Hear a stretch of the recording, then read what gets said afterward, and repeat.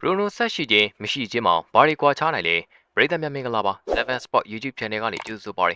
ေဘရူနိုကဆော်ဒီကိုပြောင်းရွှေ့မဲ့တဲ့ဒီသတင်းကြားကြခြင်းဒီအနီဖန်နေစိတ်မဲ့ချမ်းသာစရာဖြစ်မယ်ဆိုတော့သိကြပါဒါမယုံကြည်နိုင်စရာကောင်းလောက်တဲ့သတင်းမျိုးပါအဆင့်15နဲ့ယာတီပိတ်သိမ်းလို့လာမယ့်ယာတီတင်မှာကစားသမားတစ်တွေနဲ့တူပြန်စားရမယ်ဆိုကမှအသင်းကိုများစွာထမ်းတင်ထားရတဲ့ဘရူနိုလိုထောက်တိုင်ကစားသမားမျိုးကိုထပ်မံဆုံးရှုံးရအောင်မယ်ဆိုရင်တော့တည်နေလို့အတွက်မတွေးဝင်စရာပါUnited တို့ချန်ပီယံလိမဝင်လို့ငွေကြေးများစွာရှုံးပေါ်ခဲ့တယ်လို့စပွန်ဆာကုမ္ပဏီတွေကိုလည်းငွေကြေးစိုက်လျော်ခဲ့ကြတာတွေကြောင့်အသင်းရဲ့ဘေးကစားသမားမဆိုရောင်းချခံရနိုင်ပါတယ်။ဒီထဲမှာဘရူနိုကိုယ်တိုင်ပါဝင်နေပြီးဘရူနိုကလည်းအသင်းအတွက်ငွေကြေးများစွာရရှိမယ်ဆိုပါကသူ့ကိုရောင်းချရင်လည်းနားလည်မှုပေးသွားမှာပါလို့ပြောတဲ့ကြားပါတယ်။ဒီလိုချင်းတွေကိုတော့ပွဲလန်တော်ဖျားခင်မဲ့ဆိုဒီကလပ်တွေကဘရူနိုလိုထိတ်တန်းကွင်းလေလူကိုခေါ်ယူဖို့အတွက်မျက်စိကျလာပါတယ်။နောက်ပိုင်းဥရောပဘောလုံးစေးကွက်ကိုငွေကြေးများစွာကင်ပြီးတော့ဝင်ရောက်လာတဲ့အနောက်အာရှကဆော်ဒီကလပ်တွေဟာနာမည်ကြီးပါတယ်ဆိုတဲ့ကစားသမားတွေကိုပြောင်းရွှေ့ကြည့်ပြီးမြန်မာတဲ့လောကလာစာရီနဲ့အတူအသင်းထက်အရခေါ်ယူထားခဲ့ပါတယ်။ဒီထဲမှာစီရနယ်ဒိုဘန်စီမာကန်တေနေမာအစရှိတဲ့နာမည်ကြီးကစားသမားတွေပါဝင်ဥရောပရဲ့နာမည်ရကစားသမားတွေဆော်ဒီလီမှာလာရောက်ကစားနေကြပါတယ်။ရင်နံအတွင်းဖင်ခုထံပြီးကြိုက်စည်းပေးကငွေလန်းခင်းပြီးကစားသမားတွေကိုခေါ်ယူလာခဲ့တာကဆော်ဒီကလပ်တွေရဲ့လွတ်ရိုးလွတ်စင်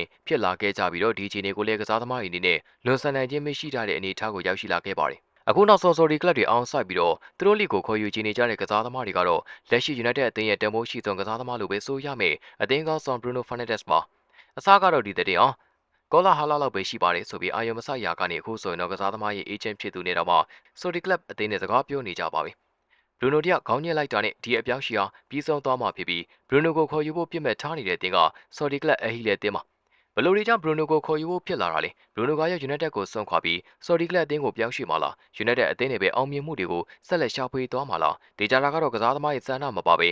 ရူနိုရဲ့အေဂျင့်ဖြစ်သူကဆော်ဒီကလပ်အသင်းတွေနဲ့ဆွေးနွေးသွားမှာမဟုတ်ပဲဘရူနိုအနေနဲ့လည်းဒီပုံမှာစိတ်ဝင်စားမှုရှိပါတယ်ဘရူနိုကိုကန်လန့်ထားတဲ့ပမာဏဟာလေတစ်နှစ်ကိုအခွင့်အခကင်းလုံးခွင့်အပါကိုပေါင်26တန်းနဲ့၄နှစ်စာချုပ်ချုပ်ဆိုသွားဖို့ကန်လန့်ထားပြီး၄နှစ်စာဆိုရင်တော့ပေါင်104တန်းအထိရရှိသွားမှာပါတပတ်ပေါင်9သိန်းရရှိနိုင်မဲ့ပမာဏတစ်ခုဖြစ်ပြီးဘရူနိုအနေနဲ့ဒီပမာဏတစ်ခုကိုညင်းပယ်ဖို့ဆိုရင်တော့သူဟာဘောလုံးချစ်မြတ်နိုးသူတို့နဲ့ငွေကြေးထက်ဘောလုံးအားကစားနည်းကိုပုံမြတ်နိုးသူတို့ဆိုရင်တော့ဒီကန်လန့်မှုကိုညင်းပယ်သွားမှာပါဘရူနိုအနေနဲ့လည်း United ကိုစွန့်ခွာသွားမယ်ဆိုရင်ဘာတွေဖြစ်လာနိုင်မလဲဘရူနိုရောက်လာခဲ့တဲ့2020ခုနှစ်ကတည်းကနေလက်ရှိအချိန်ဒီ900ဒီခွဲတွင် United ပေးရချီးမြှင့်ခဲ့တဲ့တနေ့တာကောင်းဆုံးကစားသမားစုကိုဘရူနိုက၄ချိန်ရယူနိုင်ခဲ့ပါတယ်ဂျာကာလာမှာစီရနယ်ဒိုနဲ့ရက်ဖို့တို့ရရှိခဲ့ပြီးဒီကစားသမား2ဦးဟာလည်းလက်ရှိ United ပြင်ပကိုရောက်ရှိလာခဲ့တာကြောင့်လက်ရှိ United စီမှာဘရူနိုထက်ကောင်းတဲ့ကစားသမားဆိုတာမရှိပါဘူးတကယ်ကို United ရဲ့အားထားရသူတူဖြစ်ပြီးတရားတီကိုသွင်းကို30ကျော်ပါဝင်ပတ်သက်တဲ့ကစားသမားကို United တို့ဆုံးရှုံးရမယ်ဆိုရင်သွင်းကိုတွေနဲ့လာရလန်းလဲပိတ်သွားတော့မှာပါဒီလိုဆို United အနေနဲ့ဘယ်လောက်ထိအခြေအနေဆိုးမယ်ဆိုတော့ပြောကြရမလို့တော့ဘဲနဲ့တွေးကြည့်ရင်ကိုကြောချမ်းစရာပါဘရူနိုမရှိတဲ့ United ဟာစားမပါတဲ့ဟင်းလိုဖျက်သွားခဲ့ပြီးဂိုးဖန်တီးပေးမဲ့လူရှိပြီးတော့ဂိုးသွင်းမဲ့သူမရှိတဲ့အတင်းမှာဘရူနိုသာထောက်ခွာသွားမယ်ဆိုရင်ဂိုးဖန်တီးပေးမဲ့သူပါမရှိတော့တဲ့အဖြစ်မျိုးရောက်သွားမှာပါဒါပေမဲ့လည်း United အနေနဲ့တကောင်းတဲ့ညှိမနဲ့တော့ဘူးလို့ပဲတွေးလိုက်ရင်တော့ငက်ကန်းတည်ရင်ငက်ဆွေရောက်လာမှာပါဒီတော့ဘရူနိုကိုရောင်းချမှုကနေပေါင်တန်း100တိရရှိမဲ့အနေထားကို United တို့လည်းလက်ခံစဉ်းစားနိုင်ပြီးဒီအပြောင်းအရွှေ့ရလည်းဖြစ်လာနိုင်ဖို့အတွက်နှီးစပ်ပါတယ်အဓိကတော့ဘရူနိုရဲ့ဆန္ဒသာဖြစ်ပြီးသိမကြခင်အချိန်တွေမှာဘရူနိုအနေနဲ့ဆုံးဖြတ်ချက်တစ်ခုကိုချမှတ်သွားမှာပါ